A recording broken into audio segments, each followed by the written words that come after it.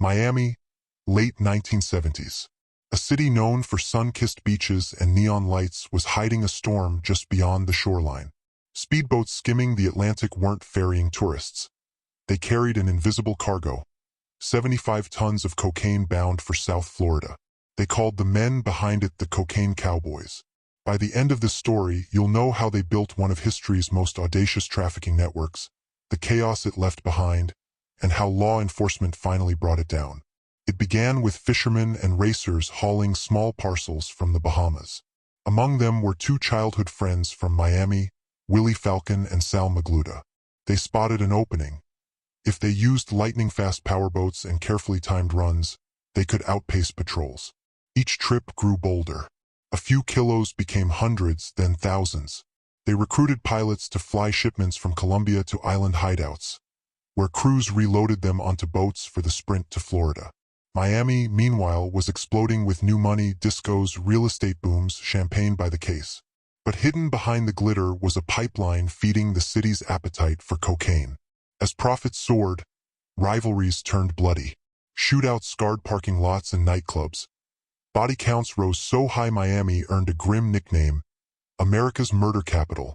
The Cowboys didn't just use muscle, they bought silence. Dock workers, pilots, even some officials were tempted by envelopes of cash. Banks looked the other way as millions in small deposits washed through accounts. Yet the traffickers kept an unusually low profile. No flashy interviews, no desire for fame. Their weapon was speed and invisibility. Federal agents, DEA teams, and Metro-Dade detectives slowly joined forces. They mapped smuggling routes, traced shell companies, and tapped phones. Every clue pointed back to a sophisticated web stretching from Medellin to Miami marinas. Still, the bosses were careful. Loads were divided between multiple boats so a single bust couldn't cripple the network. Witnesses were scarce. Fear kept most quiet. Frustration built inside task force rooms, until one unexpected leak cracked the case wide open. A trusted insider agreed to cooperate. He handed over coded ledgers, fuel receipts, and even raceboat schedules used to camouflage deliveries. Armed with these details, agents staged a series of coordinated raids. Docks swarmed by helicopters, warehouses pried open, airstrips seized. Mountains of cash, boats, and records filled evidence rooms. The architects, however, slipped through for a time, hiring high-priced lawyers and vanishing into luxury hideouts. By the early 1990s, patience paid off. Prosecutors brought sweeping charges: trafficking, laundering, racketeering.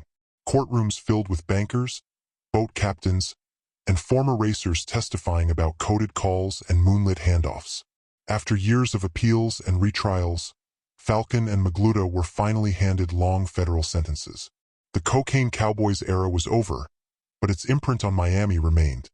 Tougher banking laws, sharper interdiction tactics, and a city that learned hard lessons about fast money. This saga isn't only about drugs or fortune. It's about how unchecked greed can warp a community, and how determined investigators, often working quietly for years, can still restore balance. Which part of the story surprised you most? The scale of the smuggling, the violence it bred, or how long it took to bring the ringleaders down? Tell us in the comments, and subscribe if you'd like more deep dives into history's most extraordinary true crime cases.